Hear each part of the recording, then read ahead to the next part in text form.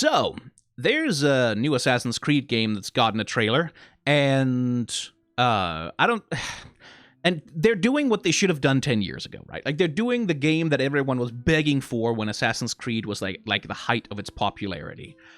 Which is they are setting it in feudal Japan so you can be an assassin and also ninja stuff at the same time, because those two things synergize pretty damn well together. Now, for me at least, years and years later, in the aftermath of Ghost of Tsushima coming out, I don't care that much. Like, I don't think I'm gonna play it because it's gonna be an Ubisoft open world Assassin's Creed game, right? So here's a giant map with 4 billion map icons. Go do like 15 mini games and side content things 18 times in a row to gather crafting materials to build a house that will give you a 0.5% bonus to your health. Oh, and also, by the way, here's an experience boost that you're gonna need if you don't want to grind for half of your playtime in order to match the level of... Like, I've fallen out of love with the Assassin's Creed franchise, right? Like, it's sort of abandoned the things that I loved about it quite a long time ago, and I'm not that interested anymore. But one of the things that's in the new Assassin's Creed game, apparently, is that one of the playable protagonists, one of them, the other one is going to be a Japanese kunoichi, female ninja, one of the protagonists is going to be Yasuke, who is known to be the first and indeed the only black African samurai that is recorded in history. And very predictably, this has caused some of the dumbest dipshits on God's green internet to piss and shit their pants and cry and whine and put out videos with thumbnails that have like big text on them. Ubisoft goes woke, about to go broke. Like, desperate Ubisoft panders to like those things, right? And normally I don't pay so much mind to that, especially about Ubisoft games. I don't really give a shit about that company that much anymore. Like, good people work there, but then also rapists work there, and Ubisoft refuses to do anything about it, so you know. But I have a bit of a interest in medieval Japanese history. It's like stereotype, like, of course I do. I'm like white nerd with beard and glasses. Of course he likes medieval Japanese history, right? So for me, it's been particularly annoying seeing people so confidently assert extremely stupid bullshit, like, well, he wasn't a real samurai. He wasn't like he was not a real character. He's a fictional character. Like, how can you trust any of this stuff? Like, people just making up stupid ass historical misinformation on the spot and passing it off like they're some kind of authority on it. It's been very, very fucking annoying to see people absolutely wildly misrepresent what the fuck a samurai was, especially in the 1580s, and who Yasuke was and what happened to him. So I thought, let's spite those dumbass motherfuckers, because it's fun to spite the worst people on the internet by taking a look at some of the primary source material for who Yasuke was. And helpfully, the subreddit Ask Historians has a bunch of that original source material translated from the original Japanese by the user Parallel Pain. And there's also another post we'll be looking at that sort of dives a little bit more deeply into the identification of Yasuke as a samurai. But this is from 4 years ago, when someone also asked a question about Yasuke and about the presence of black people in Japan. So let's read the original question from Thatuk first. History of black Africans in Japan. Hello there. A few days ago I was looking in the Portuguese Wikipedia, a very reliable and trustworthy place I know, because Ask Historians hates Wikipedia, for obvious reasons, about Yasuke, the black retainer of Oda Nobunaga, and found this curious remark translated from Portuguese. Akechi said Yasuke was a beast and knew nothing, and besides, he wasn't Japanese, and as such he shouldn't be killed but taken to the Nambanji, which is the southern barbarian temple apparently. It is said the reason of why Akechi spoke as such about Yasuke was to pity him, justifying clearly the reason he won't be killed. Once then, blacks weren't discriminated in Japan, but actually admired, including Buddha being portrayed as black in Japanese temples. The source there is Discover Africa, History of African Image in Japan, World History Series 2005 by Midori Fujita, in Japanese, which unfortunately I can't read, and which was unable to find any English translation of it, let alone in Portuguese. So, does anyone there have insight about it? Thanks for the attention. And Parallel Pain here responded by compiling, through their own work of translation, all of the sources that account for Yasuke that they can find. Bear with me because all of them I am translating from Japanese, right? So here's a bunch of the original sources that attest to Yasuke's presence and his life and his existence in Japan. So let's read them. Chronicles of Lord Nobunaga Shinchokuki, I think that would be more or less the pronunciation. 2nd month, 23rd day, that would be March 27th, 1581, a black monk, and the wiki's translation says page, like he's a black page, but it's probably wrong. In this case, Otagyuchi probably means shaved or hairless. So a black person who was shaved or hairless, so he's identified as a monk because that looks like a Buddhist monk to a Japanese writer, came from the Christian countries. He looks about 26 or 7 of age, and his entire body black as a cow. His body is really well built, and furthermore has the strength of over 10 men. The Padre brought him here to see Lord Nobunaga. I'm really grateful to be able to see such rare things among the 3 countries that's never been seen before, and in such detail, all thanks to Lord Nobunaga's great influence. Here we have a letter from Louis Froid, which is from 1581. This would be one of the Westerners who was present in Nobunaga's court at the time, I imagine.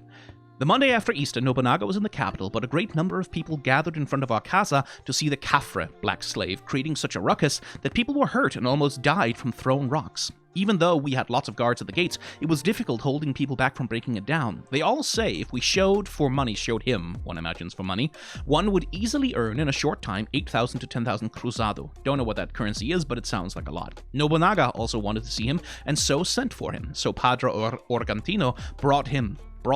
With great fuss, he couldn't believe this was the natural color and not by human means, so ordered him to take off all his clothes above the belt. Nobunaga's sons also called him over, and everyone was very happy. Nobunaga's nephew, the current commander of Osaka, also saw this and was so happy he gave him 10,000 coins. Interesting. Letter from Lorenzo Mezzia, which would be another one of the missionaries there. October 8, 1581. The Padre brought one Kafre with him, and no one in the capital has seen before, and they all admired him, and countless people came to see him. Nobunaga himself saw him and was surprised, and thought it was painted with ink, and did not believe he was black from birth. He saw him from time to time, and he knew some Japanese, so he never got tired of talking to him, and he was strong and knew some tricks, so Nobunaga was very happy. Now, he's his strong patron, and to let everyone know he has a someone show go with him around the city. Slightly wonky on the translation there, I say. The people say Nobunaga would make him a tono, which is a Japanese word for a lord or a sir, apparently. Interesting. Then we have Matsudaira Yatada's diary from 1582. Reigning. His Highness gave him a stipend, him being Yasuke. Remember that one. The stipend is going to be important. They say Deus, the Jesuits, presented him. He had the black man with him. His body was black like ink, 6.2 feet tall. They say his name is Yasuke. And this is one thing that's worth remembering about Yasuke. We don't know that was his birth name, right? I don't believe it is actually known what Yasuke's given name actually was. Because he was a black slave, he was presented by the Western missionaries as an amusement, an attraction, as a curiosity to sort of wow Nobunaga and his court in an effort to secure better relations and maybe better trade deals, right? Like he was being used as an object of trade by the Westerners who brought him there. I don't think we know where he's from. If I remember correctly, it's not been clearly established exactly where in Africa he was from or whether he was born a slave. I think some of the other answers we're going to be looking at on this subreddit are going to be going into that. But it's worth knowing, we don't know that his name was Yasuke. It could be a Japanese interpretation of whatever his actual given name was, or a name that was simply given to him by either Nobunaga himself and his court, like as a nickname, or by the missionaries, as far as I know anyway. And Yasuke as a figure is a figure who's talked about in history, but he's not a figure who's ever really been able to pass down his own record of who he was, what his life was. So that's one thing that's worth remembering with Yasuke. All we have about him are secondary sources. We never have anything that is written in his hand and which carries his story from his mouth to us, right? And that's something that's always very important to remember when you're reading history, is who is speaking and what audience are they writing to, right? Because that changes a lot about how they present information and which pieces of information they choose to focus on. Anyway, Louis Froid's report to Jesuit Society, so he'll be one of the Jesuits, November 5th, 1582. And the Cafre Visitador? Oh, okay. Alessandro Vagliano gave to Nobunaga on his request after his death, went to the mansion of his heir, and he fought there for a long time. So, Yasuke was given to Nobunaga on his request. Right. But when one of Akechi's vassals got close and asked him to give up his sword, he handed it over. The vassals went and asked Akechi what to do with the Kafre, and he said, the Kafre is like an animal and knows nothing, and he's not Japanese, so don't kill him and give him to the church of the Indian Padre. With this, we were a bit relieved. So that would be the thing that's being referenced up here also. Like, it seems to be a different translation of the same text. So all we know about him is that he was probably the first African in central Japan and aroused great interest from all the Japanese. He was big, healthy, strong, knew some performance tricks, and learned some Japanese. He was a slave of the Jesuits, but Nobunaga took a liking to him, and the Jesuits gave him to Nobunaga. Nobunaga liked him so much he was given a stipend, so he was definitely made a samurai. And this is something that's gonna come up when it comes to talking about, well, what is a samurai? Because what a lot of Westerners will do, a lot of weebs, a lot of people who don't actually really understand that much about Japanese history, will elevate the concept of samurai to some sort of mystical significance, right? Like, oh, samurai, yes, like the hereditary class of warriors who rule Japan, who's like the samurai, those who shaped the soul of Japan, and whose history and whose workings are intricate to the very spirit of the country itself. And the thing is, those people are falling for right-wing Japanese propaganda. This is something that is extremely important to understand when it comes to discussions of the samurai and their presence in Japanese history, is that they were just a warrior class, right? They were a warrior class that had unique attributes, like there were unique circumstances in Japanese history that put them in a unique position that is like special to Japanese history, but they were just a warrior class. They were a warrior class who put themselves on top by fighting their way up from below, who overturned like many of the old nobilities that had ruled Japan for a long time, especially like after the Sengoku Jidai. Right, like the very, very original references to samurai that we find in Japanese history really don't refer them to anything other than henchmen. Right? Like just, oh, these are servants. These are people who serve the needs of the noble class, of the emperor and his court. But being samurai for a very, very long time in Japanese history was nothing special. In fact, it was kind of ratty and kind of shitty, because you were just a retainer. You were just like a henchman. You were just a servant of your betters, right? It was a fairly low-class position to hold in society. But over centuries and centuries and centuries of war fighting and political maneuvering, where various like warlords managed to fight their way up from the bottom of the ranks to hold sway over the courts of Japan and like begin to hold sway over the office and the family of the emperor, and install puppet emperors, and install themselves as shoguns, and then install themselves as regents to the shoguns, like layers upon layers of obfuscation of authority.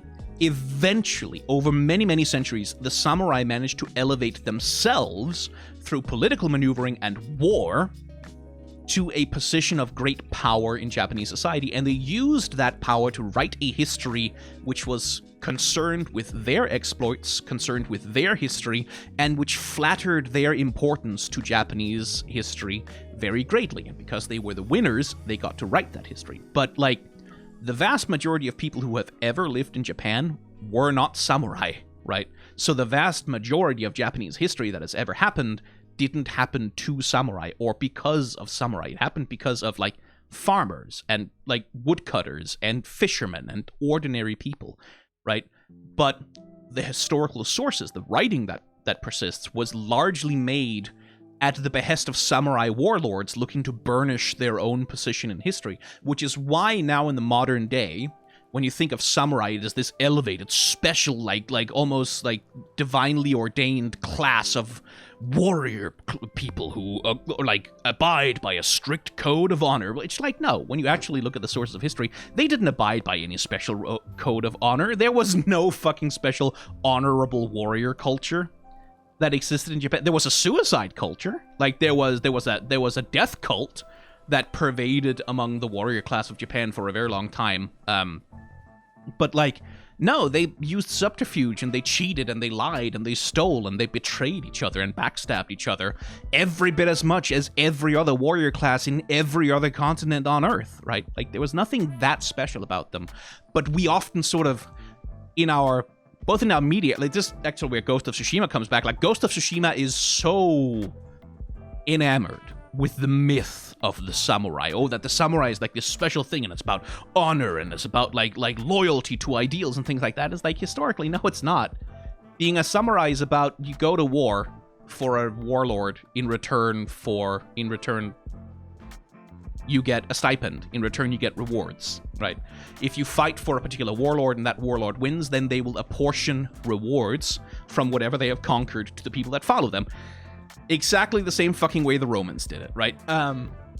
Not really that special. And so, Yasuke was given a stipend, and he was given, like, weapons, and he was made a samurai in Nobunaga's entourage because he was a servant in Nobunaga's entourage. He was a retainer in Nobunaga's entourage. He wasn't elevated to the status of a special elite, like, class of warriors, like, with a special honor code. No, Nobunaga was like, I like this guy, I want him around, give him some money, give him a sword, he's with me now, right?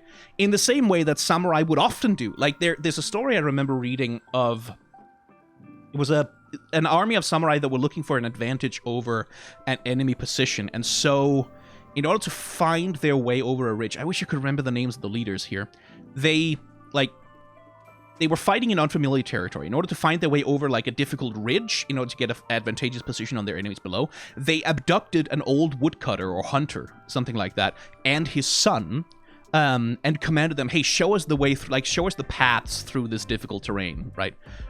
You are being conscripted into our service now. And the son of that old hunter, that old woodcutter who just, like, fucking lived out in the woods somewhere, like, doing hunting and stuff, was made samurai. He was given armor, he was given a sword, and it's like, hey kid, you're with us now, we're making you a retainer in this army, show us the way to the place, and also get ready to fight, because you're coming with us on that one. And that kid was samurai, and became samurai just by simply being given the tools to be a warrior. He became samurai. Later in Japanese history, much later, yes, samurai became a class of person that you could only really become by inheritance or adoption, right? And so there was a lot of socio-political maneuvering that happened in Japan, with people marrying into or out of samurai families and trading the status of samurai for, like, political favors and position. But that all happened much, much later. During the Sengoku Jidai and indeed all of the periods previous, you became a samurai when you took up a sword and you fought for someone and you were paid by them. That's all it was, right? So yes, Yasuke was samurai, in part because being samurai wasn't that fucking special at the time. Like, it wasn't exclusive. It wasn't, like, sort of handed down from father to son in an unbroken line. Like, none of that. So, like, yeah. After Nobunaga's death at Honnoji, he went to Nijo Castle to protect Oda Nobutada, who was Oda Nobunaga's son, I believe, and fought bravely, but it was for naught, and he was captured and handed over to the Jesuits. Nothing else is known about him.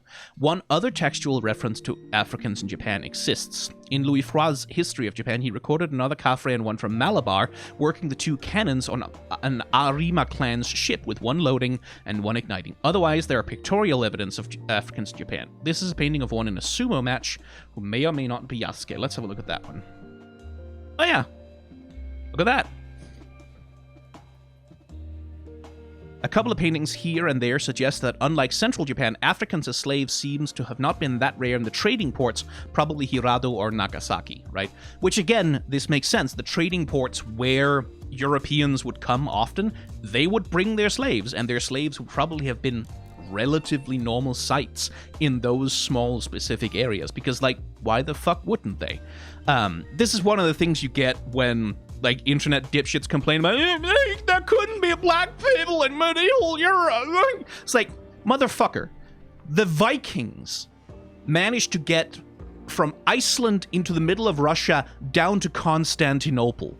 The Vikings managed to do that. Did you think no one could go back the other way? Do you think the Silk Road only carried spices and not a single Asian came along the route as well? Like, do you really think that like, the world was so fucking disconnected that a black person couldn't turn up in fucking France, couldn't turn up in Germany, right? Like, yeah, sure, rare, like, unusual perhaps, but, like, this idea that it was like, oh, it's impossible, it's like the only way you could possibly put that in a thing is if you're trying to get it for woke points, or maybe just because it's interesting.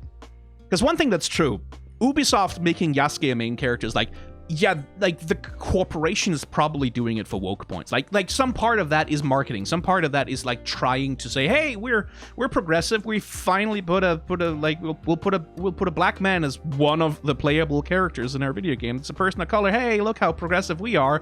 Pay no attention to the sex offenders we're hiding behind the curtain, right? Like, as a corporate strategy from Ubisoft, of course that's part of it. But also, Yasuke is fucking fascinating. Like, what the fuck are you talking? Like, a slave who is, like, taken to Japan by European slavers and shown off as a piece of cattle, as, like, amusement for one of the feudal lords. And Oda Nobunaga goes, that guy is fucking cool. Make him one of my servants. He's my retainer now. He's gonna fight war. That's a cool-ass fucking story. You don't want to play that? You don't want to see that? You don't want to play as that guy? Isn't that the coolest shit you've ever heard in your fucking life? I don't understand these people. That is like, oh, woke points, boring, woke broke, like, motherfucker, like, yeah, sure, corporations virtue signal, they do it all the time. Who gives a shit? They're like, that's a cool ass story. And if in a series that has routinely like included side characters like Karl fucking Marx and Benjamin Franklin and Leonardo da Vinci, like, of course Yasuke was gonna be there. Like, that's the whole Assassin's Creed thing, is you go to some period in history and then just by some random coincidence, all of the most interesting people that even existed at that point in time all happen to be just around in this one same little 2 square miles of area where your protagonist is going on. That's what the Assassin's Creed franchise does, right? You play as Cassandra in Assassin's Creed Odyssey and you run into fucking, I don't know, Plato or whatever, like, or Archimedes. Like, you run into like all of these incredibly important thinkers from ancient Greek history that just so happen to be in the same place at the same time, because like, that's what the Assassin's Creed franchise does. Of course Yasuke was gonna be there. It was always gonna be there. I don't understand how you can hear the story of this man and like not be fucking fascinated by it. Not immediately go, holy shit, this is some of the coolest shit I've ever heard about. Tell me more. I want to know more about this. I want to understand more about this. Oh, yeah. Let's see. Oh, there's a plus button. It's undoubtedly a black person. A couple of them, in fact. So, like, of course they were present. Don't be a fucking dipshit moron. Like, don't be an idiot. Don't be such a fucking asshat. Like, honestly. So, like, yes, Yasuke was a samurai. Being a samurai wasn't really that fucking special. And, like, black people were present in Japan because, like, Europeans brought them there. Because of course they did. So, here we have the more recent question from one day ago in reference specifically to that. Was Yasuke a samurai? Now with the trailer for the new Assassin's Creed came out, people are talking about Yasuke. Now, I know he was a servant of the Nobunaga, but was he an actual samurai, like in a warrior kind of way? And here we get Parallel Pain again, who was like following up on the stuff that he did in the previous. And let's dive a little bit more into sort of the historical understanding of what it means to be a warrior. Since the last time I posted about this, I went to track down the entry of Yasuke in the Maeda clan's version of the Shinchokoki. Kaneko Hiroku, professor at the Historiographical Institute of the University of Tokyo, the most prestigious historical research institution in Japan, includes in his book, paired with a translation given by Thomas Lockley, which is correct. This black man called Yasuke was given a stipend, a private residence, etc., and was given a short sword with a decorative sheath. He is sometimes seen in the role of weapon bearer. Ever since previously, people have been arguing with me that stipend could be given to anyone, not just samurai, without considering the word's meaning in Japanese. I've already mentioned how the word was used in Japanese history. Let's look then specifically at how Ota Gyochi, the author of the Chronicles, used it. Here are all the other entries that mention the word stipend specifically. Specifically these characters, each with a link to the exact page of the Shinchokoki. I will also quote the translation by J.P. Lamers, so this time the translation is academically published. So, Shiba Yoshikane, in 1553, son of the previous and soon-to-be next Deshua, Lord of Owari, before Nobunaga ran him out of town. Lord Buya the Younger fled directly from his fishing spot to the river, on the river to Nagoya, dressed only in a bathrobe to call on Nobunaga's help. Accordingly, Nobunaga assigned him a stipend sufficient to maintain a retinue of 200 men and installed him in the Tenobu Temple. Then we have Saito Dozan. Recent research suggests this story is inaccurate, but I'm just demonstrating how Ota Gyochi uses the word. Again, the word in question is stipend. The original family of Saito Yamashiro Dozan was Matsunami. He was a native of Western Hills of Yamashiro Province. One year, he left the Kyoto area for the provinces and called on the help of Nagai Tozaimon of Mino, who granted him a stipend and assigned auxiliaries to him. Nobunaga remonstrating Ashikaga Yoshikage in 1573 for not giving out stipend properly. You have failed to make appropriate awards to a number of lords who have attended you faithfully and have never been remiss in their loyal service to you. Instead, you have awarded stipends to newcomers with nothing much to their credit. That being so, the distinction between loyal and disloyal becomes irrelevant. In the people's opinion, this is improper. Men who have given you steadfast and blameless service but have not been awarded a stipend by you find themselves in dire need in Kyoto. They've turned to Nobunaga with a heavy heart. If I were to say a few words on their behalf, they assumed, then surely you would take pity on them. On the one hand, I felt sorry for them. On the other, I thought it would be in the interest of the public authority, Kogi no Otame, sorry, to your benefit, so I put in the matter of their stipends before you. But you did not assent in even one case. Your hard-heartedness, excessive as it is, puts me out of countenance before these men. I refer to the likes of Kanza Yozaemon, right? A samurai captured in 1573 who would rather die than submit to Nobunaga. When Kanamaki, on being questioned by Nobunaga, gave a rough account of his career, Nobunaga commented that he would be ashamed to lose a man with such marvelous accomplishments to his credit and stated that his life would be spared if he were to pledge his loyal service to Nobunaga. To this, Kanamaki replied that he had harbored a deep grudge against the Asakura for a long time. Now that so many warriors of standing had been killed, however, he could not permit himself to stay alive by giving vent to his resentment.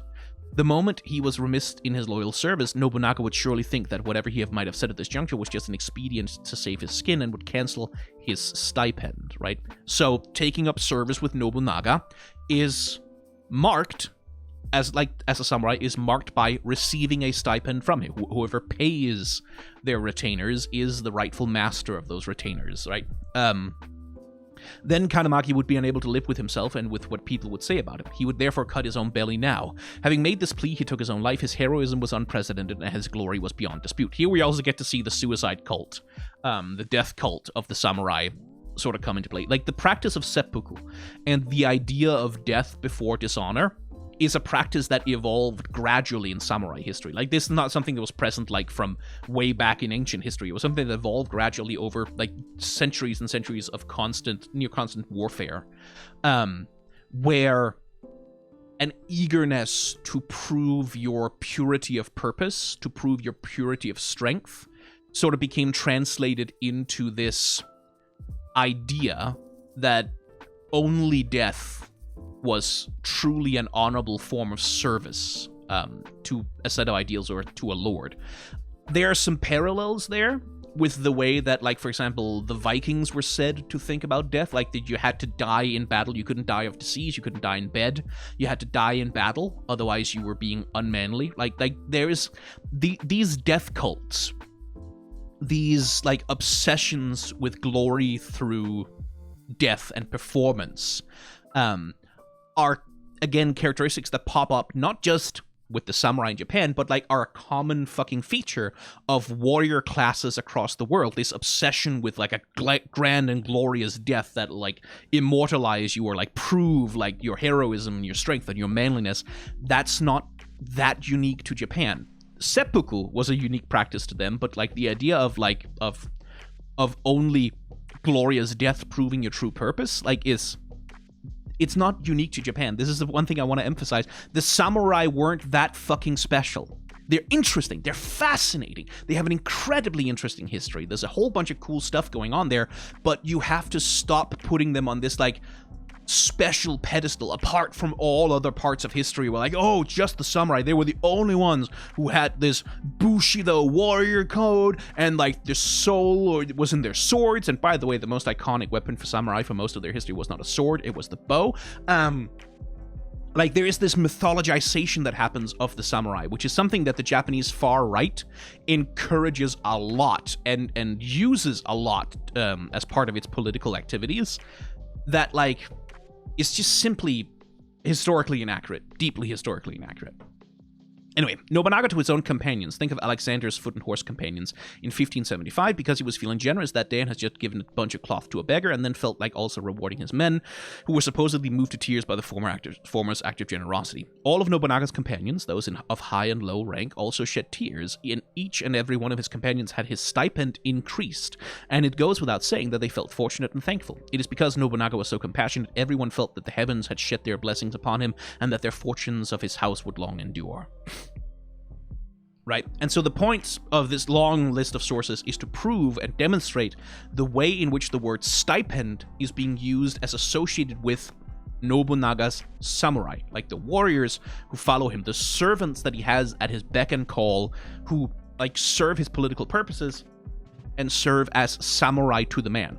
So, Otagyochi used the word time to time, and it was not a one-off usage. Every single usage of the word stipend by Otagyochi was, without exception, either giving it to samurai, some of whom were incredibly high-ranked, or used in the context of hiring samurai, or samurai's salary. This includes a young sumo wrestler who may or may not have been a samurai, but was definitely hired by Nobunaga as his personal samurai.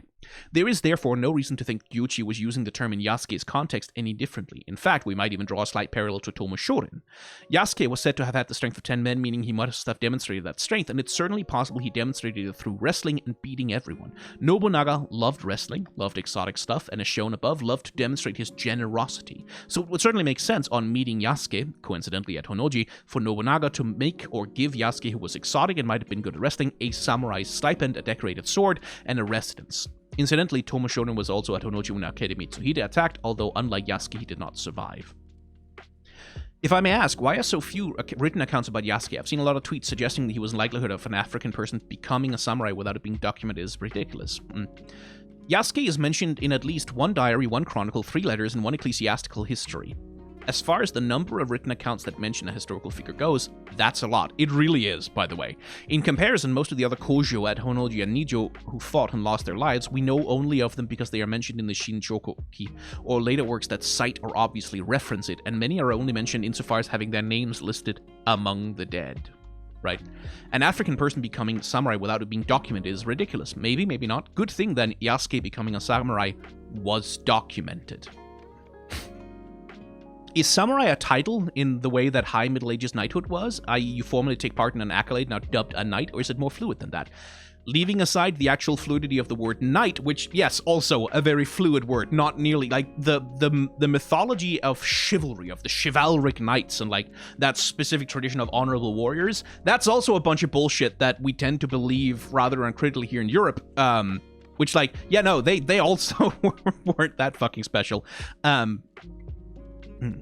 At this point in time, a samurai was basically anyone who, 1, went to war armed and ready to fight, and either 2, was awarded, inherited an estate with enough income capable of supporting at least a family plus hire followers for war, paid a stipend which was permanent, as in not just for the duration of the task or about that value, or had enough property to be some sort of community leader so they could be called upon for war with followers. In the mid-16th century, the legal privileges of using his family name on official documentations and wearing 2 swords in public and having these be inheritable would be formalized. Like, that's in the 16th century this happened, but that was many decades past Yasuke's time, and even then, things were a lot more fluid than people realized. Actual titles were something else entirely, though many samurai of the time liked to self-style said titles, so those not officially recognized and recorded had little value. Looking through the lists of names killed at Honnoji and Nijo, like Yasuke, most did not have titles, officially recognized or self-styled, or if they did, they were not known by the titles. And then we have one of the moderators of Ask Historians chiming in. Yes, he was a samurai. Yes, he was. The conclusion of all reasonable historians on the matter is that Yasuke was a samurai, and anyone who disagrees can suck on the historical record. I like that. And like now with the trailer for the new set, great. I must now prepare for the latest wave of people flagging Yasuke down for samuraiing while black. So, just to summarize, Yasuke was a samurai. All of the historical records pretty much agree that he was a samurai. And also, he was one of the most fascinating fucking characters you could possibly make a video game about. He's so fucking interesting. What's wrong with it? Well, I know what's wrong with these motherfuckers. They're stupid. They have brainworms. Their minds are consumed by culture war bullshit to the point that they can't think of anything except in the terms of the friend-enemy distinction. Anything that might conceivably make the wokes or the libs or whatever happy, that is bad because it might make someone I hate happy in the slightest little possible way. And anything that might make them upset, anything that might trigger the libs or whatever, oh, that's good because of... That's why they're so fucking jerking themselves off about Stellar Blade, is because they think, the libs will be angry that there's a woman with a fat ass. Like, doesn't even have a fat ass as far as I could tell from the screenshot. She just has an ass. There's a sexy woman in the video game. The wokes are gonna go. Like, and I like... Not for nothing, but like, I run in woke spaces. No one gives a shit about Stellar Blade. No one's mad about it. No one's talked about it. The only people who are like crowing about it are like these dumb motherfuckers who think it's triggering the libs. The rest of us, like, we don't care. It's not that it's like it's a lesser ripoff of like Nier Automata as far as I can tell. Actually, I should take a look at the trailer for Stellar Blade and just rant about that for a little while. Right? It's like these people are so fucking culture war brained. It's the only lens through which they perceive anything, that they preclude themselves from being able to appreciate or enjoy any of the art or media that they claim that they love. And it's sad. And it's pathetic. And it's like, oh my god. And normally I don't care that much, but historical misinformation about ancient Japan is one of my fucking bugbears. Because the samurai weren't that fucking special. Also, ninjas weren't real. Fucking suck on that for a second. Like, whatever you think about, like, whatever image comes into your head when you think about a ninja, that's not real. Those didn't exist. That was never a thing. Saboteurs, murderers, like, infiltrators, killers, assassins, spies. Oh yeah, lots of those. Like, absolutely everything that a ninja is said to have done, except for all the magical bullshit. Obviously, that existed. You had special retainers, you had assassins, you had bodyguards, you had, like, all of that shit. You had people, like doing subterfuge on the battlefield. Of course there was. Like, arsonists and saboteurs and, like, all of that. That all existed. But the idea of, like, a unified, specialized class of people who constitute the ninja, the shadow warriors of Japan, nope, bullshit, doesn't exist. And people will sort of come back at that. Well, what about the men of Iga? Like, what about the specialized? Like, yeah, no, there's a bunch of guerrilla military, like, warfare that took place in Iga. But, like, even Stephen Turnbull, who was one of the people who popularized the myth of the ninja in the West, has looked back at the sources for the existence of the ninja as a class of person and kind of concluded that, like, you know, yeah, the historical evidence is really fucking shallow on the ground. And, historian Jonathan Clements has a good section in his book, A Brief History of the Samurai, where he lays out that when you chase down the leads of history, when you chase down the primary sources that are supposedly referring to the activities of the ninja in Japanese history, what you find is actually it's just references to people doing stuff that through a modern lens people just conclude that samurai back then must have considered that kind of activity like dishonorable, therefore they wouldn't have done it, therefore the people who did it must have been ninja who adhered to a different honor code, right? Which is applying a very, very contemporary lens backwards. And Clemens also goes on to claim that a lot of the sources for who the ninja were run in circles. Like these are sources that refer back to themselves, or like refer to sources that refer to sources that refer to the same sources, like in circular motion, like these circle jerks of historical reference work that never really point back to any primary historical source. And he furthermore notes that the ninja as a cultural figure, like you'd imagine if the ninja had been around since like the fucking 1400s or whatever in Japan, that they would have some presence in like art or plays or music or like any form of contemporary culture in Japan in the same way that the samurai did. But he points out that the ninja as a cultural artifact basically sort of pop out of nowhere in the 50s and 60s in the post-war years in Japan because in part, like he theorizes at least, in part because samurai literature was outlawed by the occupation authorities, and so writers at the time turned to like imaginary versions of like some slightly more working class heroes that they could use to tell stories about samurai history without actually telling samurai stories that were banned, right? Anyway, that's a whole different thing. Just me ranting even more about like the historical misconceptions that people have about ancient Japan. There was no such thing as a ninja, like whatever you imagine a ninja to be, no such thing as a class of person. And also Yasuke was a samurai, and also the samurai weren't special. Okay, I think I got it all out of my system now. Bye.